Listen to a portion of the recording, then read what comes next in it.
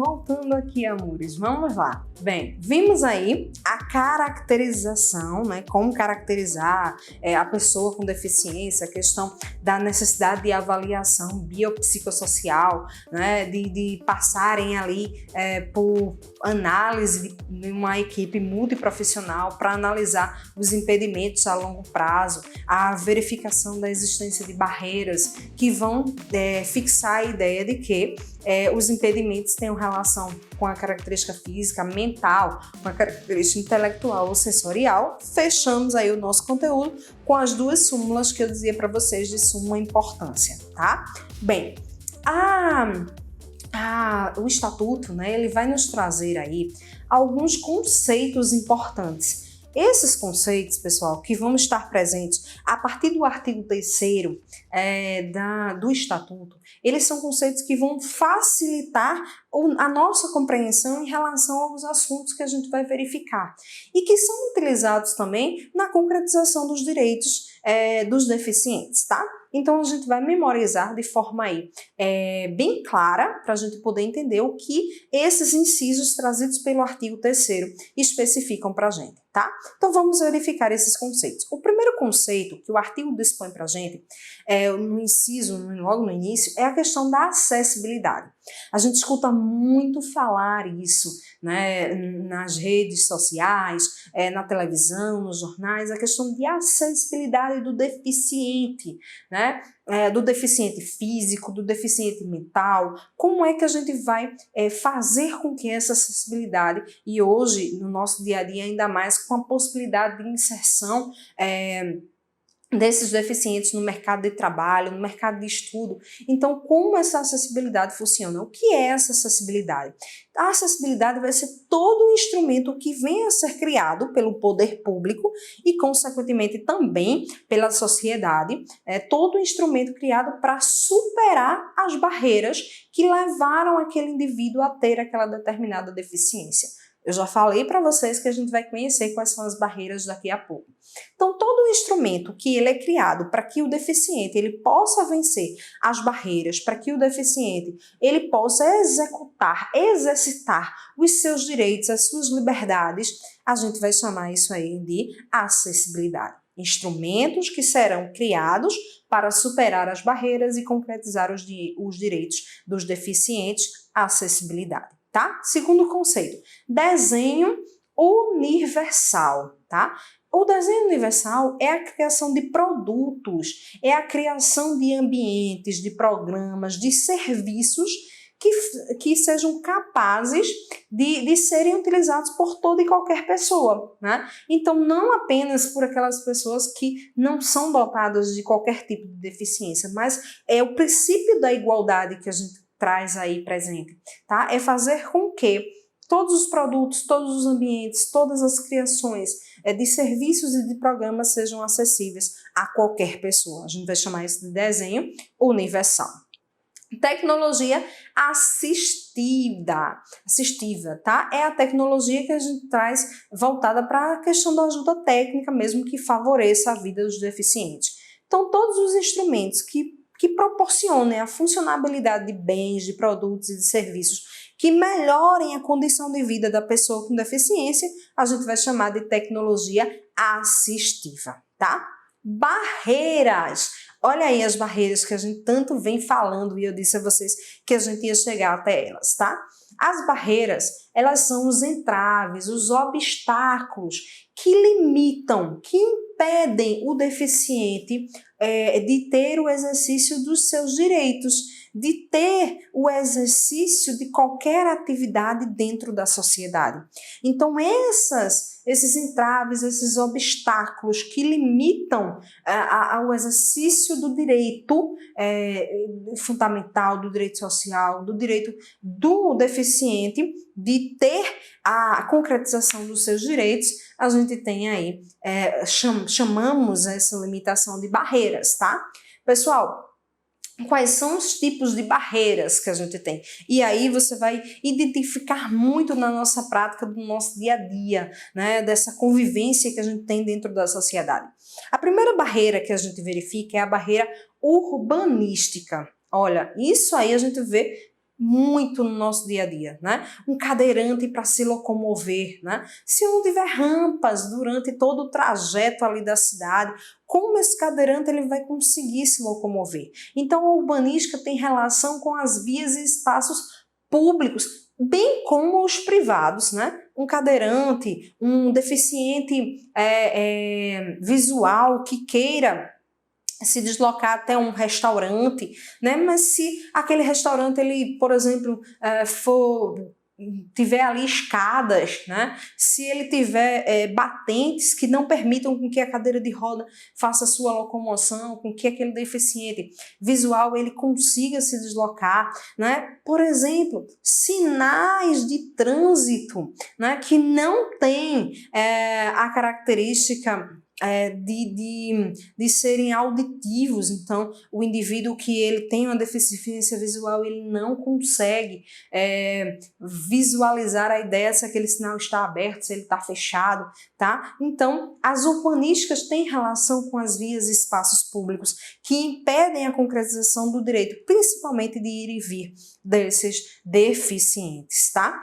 Mas nós também temos as barreiras arquitetônicas, né? Edifícios públicos e privados. Então, você tem construções que impedem a concretização do direito desse cidadão.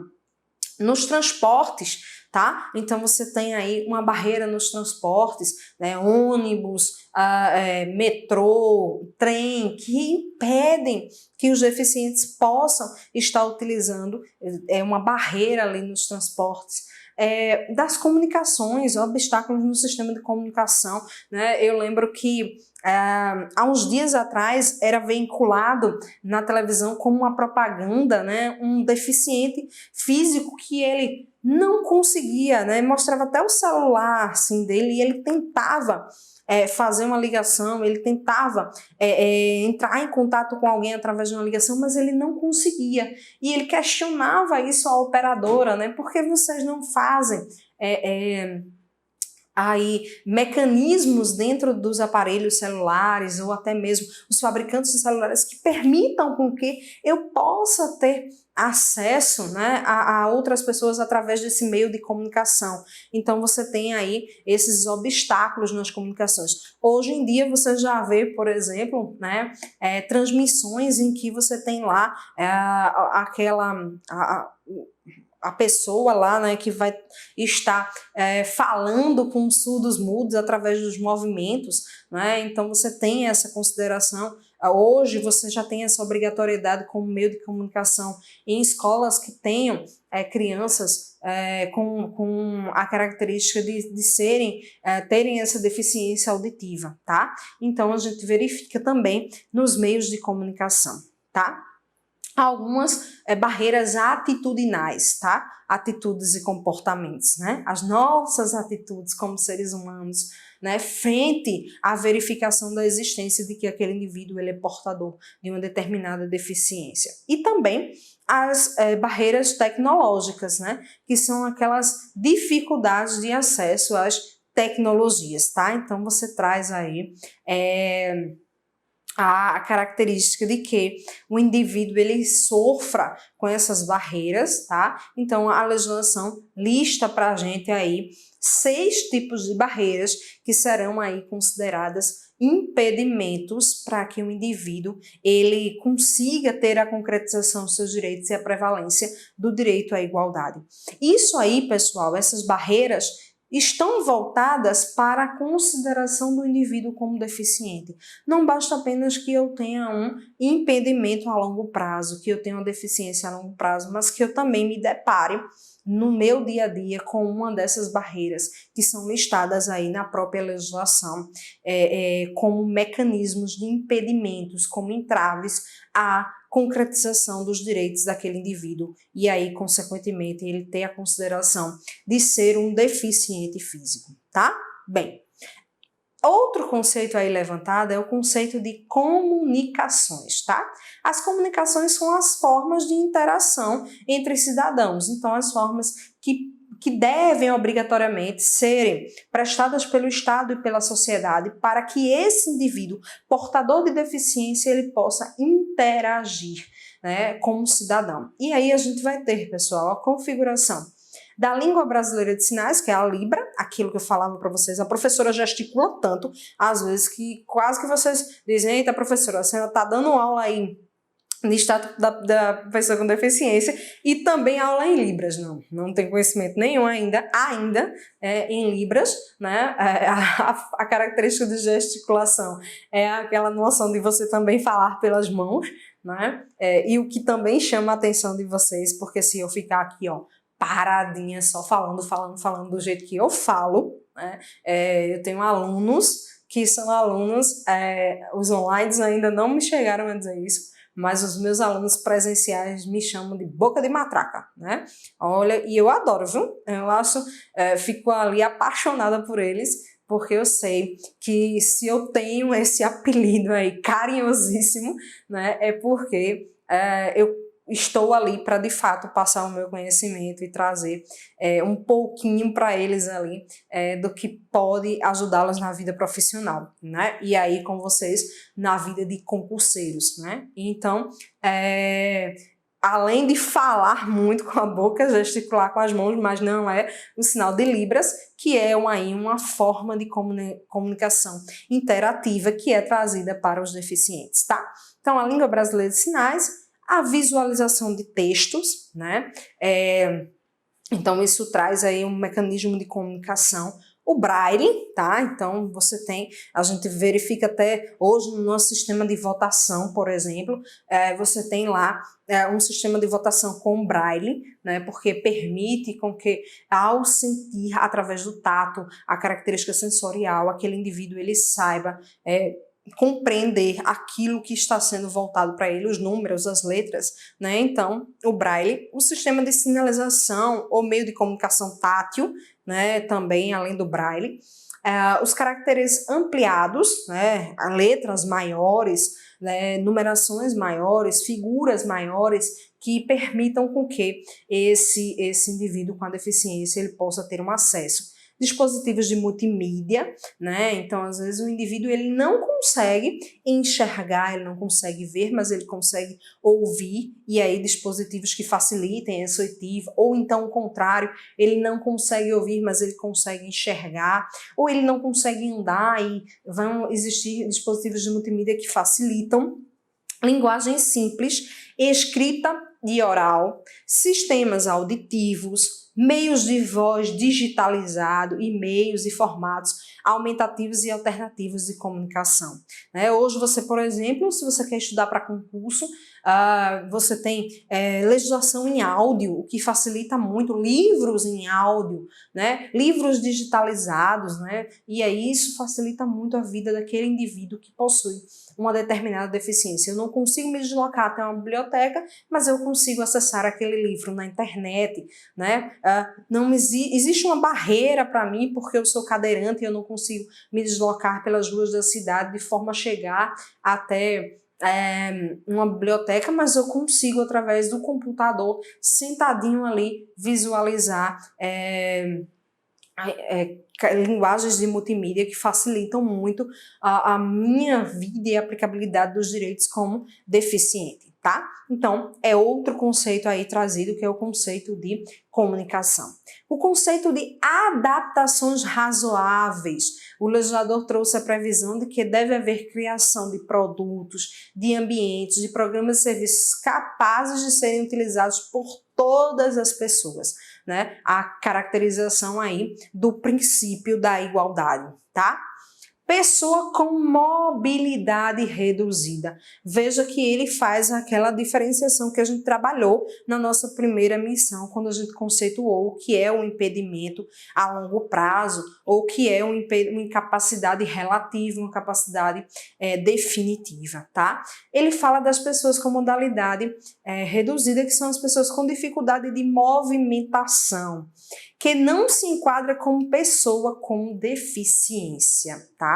Aquilo que a gente falou da incapacidade relativa. a gente vê a limitação temporária ou a limitação permanente, tá? A limitação temporária é aquela limitação que você ficou impedido por um lapso muito curto de tempo.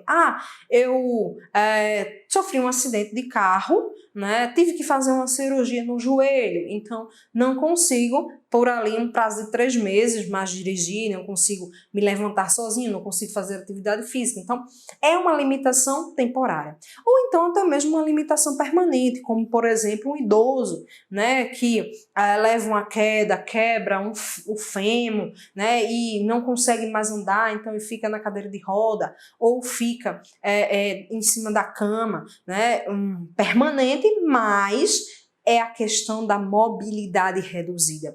São pessoas com dificuldade de movimentação, mas que não podem ser enquadradas, né, como pessoas com deficiência, tá? E aí o próprio legislador impôs para a gente quais são os conceitos, né? Quem são, na verdade, essas pessoas que são consideradas com mobilidade reduzida. Aí você tem a característica do idoso, a gente até mencionou, o idoso agora, dentro do nosso exemplo, a gestante, lactante, a pessoa com criança de colo e o obeso, que trazem aí essa configuração de serem aí pessoas com mobilidade reduzida, mas que não são consideradas pessoas aí com deficiência física, tá? Não estariam inclusas, tá? Bem, atendente pessoal e acompanhante, ele também traz essa conceituação dentro do artigo 3º. O atendente pessoal é a pessoa que assiste ou presta auxílio à pessoa com deficiência, tá? Ela pode ser remunerada ou não, e não é considerada uma profissão regulamentada. Então, você tem aí a figura da atendente pessoal, que é a pessoa que assiste ou presta auxílio à pessoa com deficiência, remunerada ou não, mas não é profissão. Já o acompanhante é a pessoa que acompanha a pessoa com deficiência, ela está o tempo todo ali presente. E pode ou não ser um atendente pessoal, tá?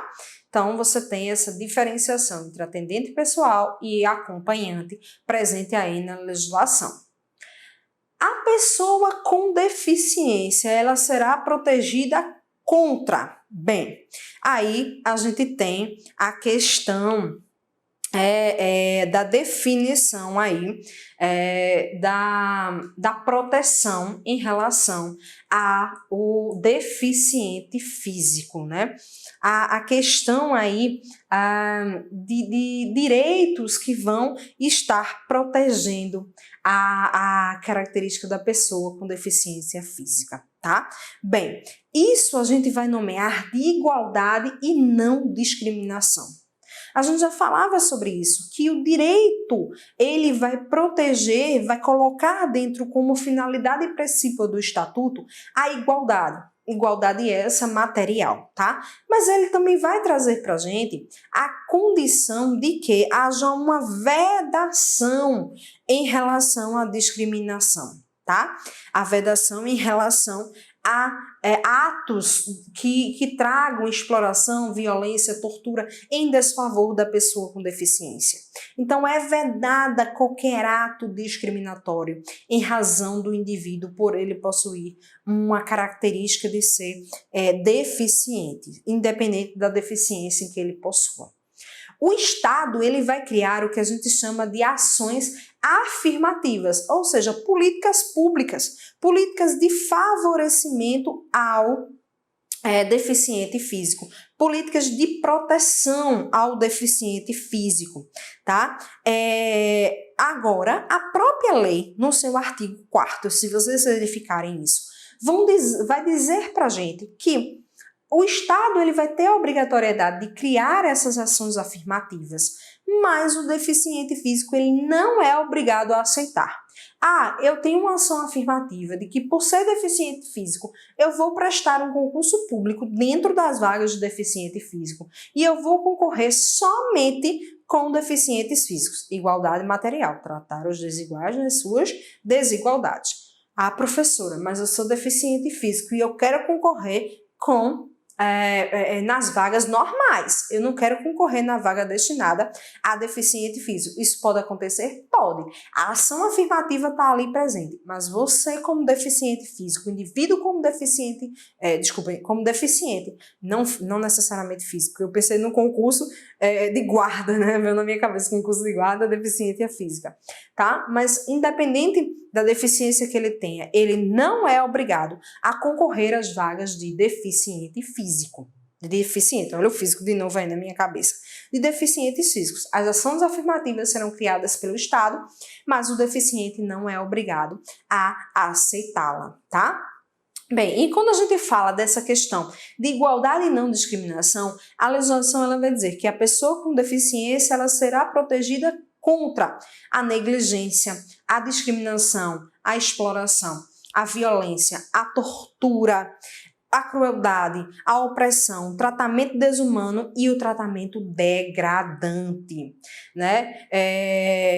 A gente já falava até no início da nossa aula, quando a gente predispôs aí que o Estatuto da pessoa com deficiência adveio das regras instituídas no artigo 6º da Constituição, né, que trata sobre os direitos sociais e trabalha com a questão da vulnerabilidade, que vão estar protegidos não só os deficientes, mas as crianças, os adolescentes, as mulheres, os idosos, em relação a essa questão aí de negligência, de discriminação, de exploração, de violência, tortura, crueldade, tratamento desumano, degradante e opressão.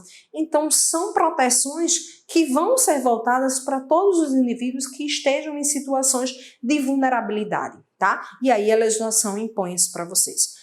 Igualdade e não discriminação, presentes na previsibilidade do artigo 4º, com essa característica de que eu vou trazer a igualdade, eu vou trazer a vedação, a caracterização da discriminação e eu vou criar como Estado ações afirmativas que serão aplicadas de forma a fixar a concretização dos direitos das pessoas com deficiência.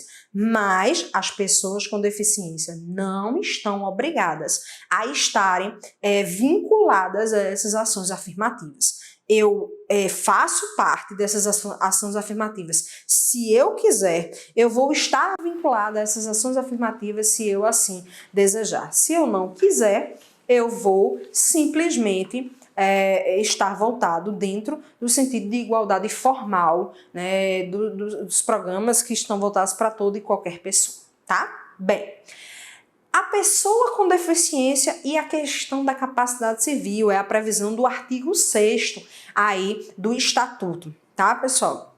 Hoje, antigamente, a gente adotava um modelo médico, né? O que era esse modelo médico? O indivíduo era considerado aí portador de deficiência, consequentemente ele era considerado incapaz. Ele não poderia realizar nenhum ato, nem da sua vida civil e nem atos laborativos de exercício de labor, né? Hoje, a gente não mais utiliza o modelo médico, a gente utiliza o modelo social. Esse modelo social significa trazer a ideia da capacidade civil, da fixação da capacidade civil para as pessoas com deficiência, tá? Ora, se eu for para o Código Civil, né, lá, para quem estudou aí essa concepção do direito civil que fixa a questão da capacidade, você vai ver que existe aquele indivíduo que é incapaz absolutamente, que é o menor de 16 anos, e aqueles indivíduos que são capazes de forma relativa, que precisam estar assistidos, né? Vocês já devem ter ouvido a questão aí do curador, né? Do indivíduo que é o tutor de outra pessoa, o curador de outra pessoa, porque eles são indivíduos que acompanham aquela pessoa que sozinha não pode tomar todas as decisões. E aí, a gente traduz a ideia de que o indivíduo que é portador de uma deficiência, ele traz essa concepção aí de possuir essa capacidade civil, né? E aí a legislação ela vai dizer pra gente que a deficiência, ela não afeta plena capacidade civil das pessoas. Então, a gente pode afirmar que o indivíduo que é portador de uma deficiência, ele teria uma relativização da sua capacidade civil.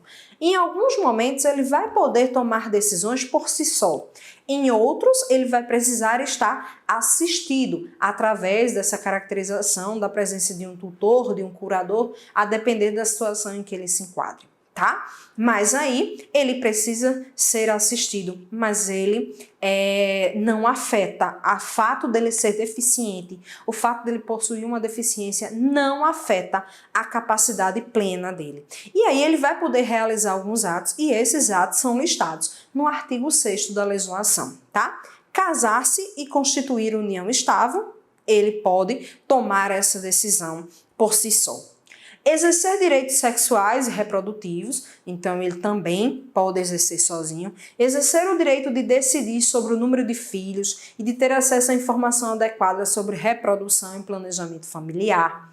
Conservar sua fertilidade, sendo vedada a esterilização compulsória, né? Olha, ele não pode ser, vamos, fazer uma castração, né?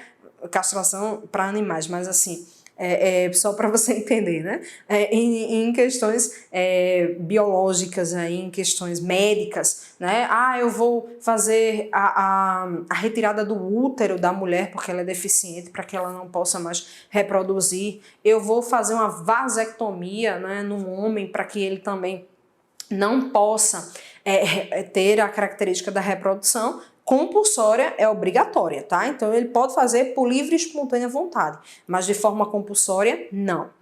Exercer o direito, à família e a convivência familiar comunitária é um direito que ele pode decidir por si só. Exercer o direito à guarda, tutela, curatela e à adoção como adotante ou adotando,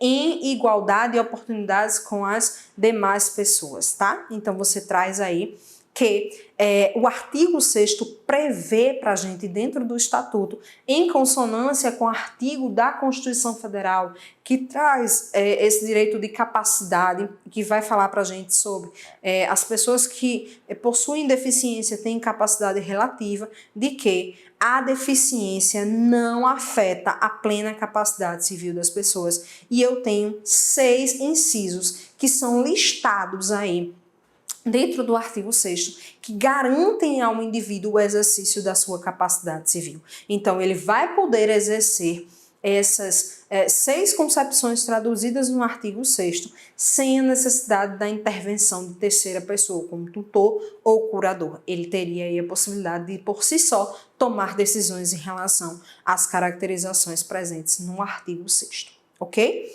Bem, meus amores, então a gente visualizou até aí alguns conceitos e vimos a questão já de igualdade, a questão de não discriminação e a questão da capacidade civil em relação ao deficiente. Na nossa próxima missão, nós vamos começar a trabalhar os deveres do Estado em relação à característica de aplicabilidade dos direitos e também a questão do atendimento prioritário em razão dos deficientes, fechando aí o conteúdo do artigo 9º e do artigo 1º e artigo 9º, que trazem para a gente as disposições preliminares e, como eu falei, são os principais artigos cobrados em prova. Então, até a nossa próxima missão.